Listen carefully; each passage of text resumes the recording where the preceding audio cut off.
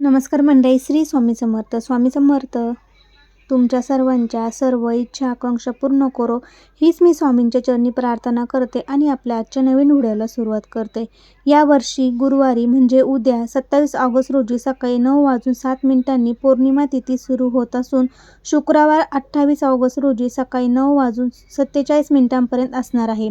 श्रावण महिन्यातील अत्यंत पवित्र तिथीला श्रावण पौर्णिमा आणि नारळी पौर्णिमा म्हणून ओळखली जाते.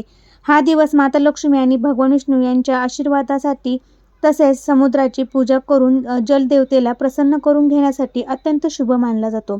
आजच्या या विशेष व्हिडिओमध्ये आपण नारळी पौर्णिमेला धार्मिक महत्त्व, या पवित्र दिवशी घरात सुख शांती राहण्यासाठी काय करावे, कोणत्या गोष्टी करणे टाळावे आणि त्याचबरोबर घरातील दुःख दारिद्र्य दूर करून कुटुंबाची प्रगती करण्यासाठी एक अत्यंत प्रभावी असा हा उपाय आपण आज करणार आहोत.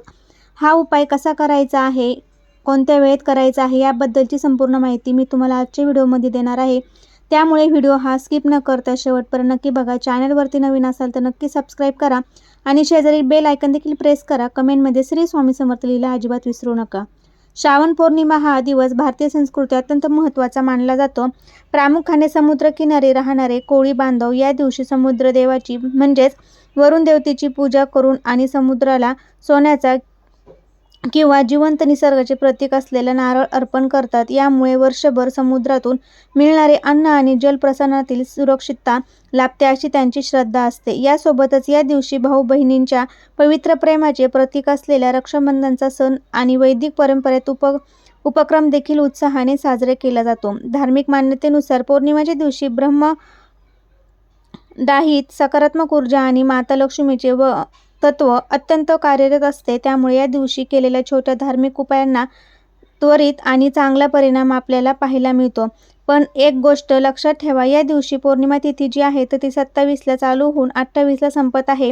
आपल्याकडे उद्या तिथीनुसार पौर्णिमा मानली जाते. त्यामुळे रक्षाबंधन ही आपल्याला शुक्रवारी 28 तारखेला साजरं करायचं आहे आणि पौर्णिमा तिथी गुरुवारी लागणार आहे. यामुळे हा उपाय जो आहे तर तो तुम्ही गुरुवारी जरी केला तरी चालेल किंवा जर तुम्हाला शक्य असेल तर तुम्ही शुक्रवारी सुद्धा हा उपाय जो आहे तर तो करू शकता. तुम्हाला जेव्हा वेळ भेटेल त्या वेळेमध्ये तुम्ही हा उपाय करा. या शुभ दिवशी सकाळी लवकर उठून स्नान करून पाण्याचे थोडे गंगाजल टाकून स्नान करा आणि स्वच्छ वस्त्रे परिधान करायचे आहे. घरातील देवघरात माता लक्ष्मी आणि भगवान विष्णू यांच्या प्रतिमेसमोर शुद्ध तुपाचा दिवा लावून त्याची पूजा करायची आहे आणि त्या नारळाची आपल्याला मिठाई किंवा तांदळाच्या खिरेचा नैवेद्य दाखवायचा आहे. घराच्या मुख्य प्रवेशद्वार आंब्याचं तोरण, अशोकाच्या पानाचे तोरण लावावे आणि दारासमोर सुंदर रांगोळी काढून त्यामुळे घरात लक्ष्मी कायमस्वरूपी आगमन होते. याशिवाय या दिवशी गरजू लोकांना किंवा ब्राह्मणांना अन्नदान, वस्त्रदान किंवा नारळाचे दान करणे अत्यंत पुण्यकारक मानले जाते. नारळी पौर्णिमेच्या पवित्र दिवशी घरातील वातावरण अत्यंत प्रसन्न आणि शांत ठेवावे. कोणत्याही प्रकारे घरातील सदस्यांमध्ये वादविवाद, भांडणे किंवा क्लेश होणार नाही याची काळजी घ्यावी. या दिवशी पूर्णपणे सात्विक आहार घ्यावा आणि मांसाहार आणि कांदा आणि लसूण किंवा मद्यपान यासारख्या तामसिक गोष्टी सेवन करणे पूर्णपणे टाळावे. श्रीफळ म्हणजेच नारळाला साक्षात लक्ष्मीचे आणि त्रिगुणावतारी शिवांचे प्रतीक मानले जाते. त्यामुळे नारळाचा आनंददर होणारा नाही किंवा तो पायंदळी पडणार नाही किंवा पायंदळी जाणार नाही याची दक्षता घ्यावी. यासोबत दारी आलेल्या कोणत्याही भिक्षेकाला किंवा एखाद्या स्त्रीला किंवा वयोवृद्धाला रिकाम्या हाताने परत पाठवू नये अथवा त्यांना अपशब्द बोलू नये. आता आपण व्हिडिओच्या सर्वात महत्त्वाच्या भागाकडे जाऊया. तर नारळी पौर्णिमेच्या दिवशी करायचा आहे एक अत्यंत प्रभावी, सोपा आणि चमत्कारी उपाय. या उपायासाठी तुम्हाला एक अखंड न फुटलेला आणि आता पाणी असलेला चांगला नारळ श्रीफळ घ्यायचा आहे. म्हणजे आपल्याला तो सोललेला नसावा आणि त्यामध्ये पाणी असावा असा नारळ घ्यायचा आहे. त्या नारळाला एक लाल रंगाचे नवीन कापड गुंडाळायचं आणि त्याला लाल धाग्याने म्हणजेच मौलीने किंवा कलव्याने 7 गाठी मारून बांधून घ्या. त्यानंतर त्या नारळावर थोडी सिंदूर किंवा हळद आणि कुंकू अर्पण करा.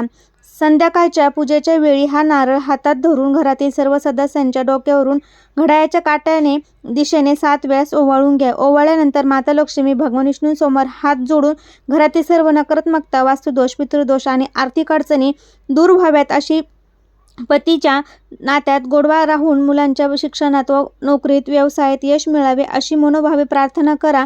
पूजा संपन्न झाल्यानंतर हा नारळ जवळच्या विष्णू किंवा लक्ष्मी मंदिरात अर्पण करा आणि वाहत्या पाण्यामध्ये प्रवाहित करा. हा उपाय नारळी पौर्णिमेच्या दिवशी शुभ मुहूर्तावर केल्याने घरातील सर्व प्रकारची नकारात्मक ऊर्जा नष्ट होते आणि सकारात्मकतेचा संचार होतो. कुटुंबातील सदस्यांच्या मनात येणाऱ्या अडथळे दूर होतात आणि सर्व काही कामांमध्ये यश मिळण्यास सुरुवात होते. घरात सतत होणारे आजारपण, पैशाची चणचण, मानसिक ताणतणाव दूर होऊन घरातील मुलांची शिक्षणात प्रगती होते. माता लक्ष्मीच्या आशीर्वादाने धनधान्याची कमतरता कधी भासत नाही. मनातील प्रत्येक इच्छा पूर्ण होण्यासाठी मदत होते. असा हा प्रभावी उपाय तुम्हाला करायचा आहे. तुम्ही करून बघा. नक्कीच तुम्हाला याचं जास्त पटीने फळ मिळेल. तर कसा वाटला व्हिडिओ ते कमेंटद्वारे नक्की सांगा. व्हिडिओ जर आवडल्यास तर तुमच्या मित्रपरिवारामध्ये शेअर करायला विसरू नका. श्री स्वामी समर्थ. धन्यवाद.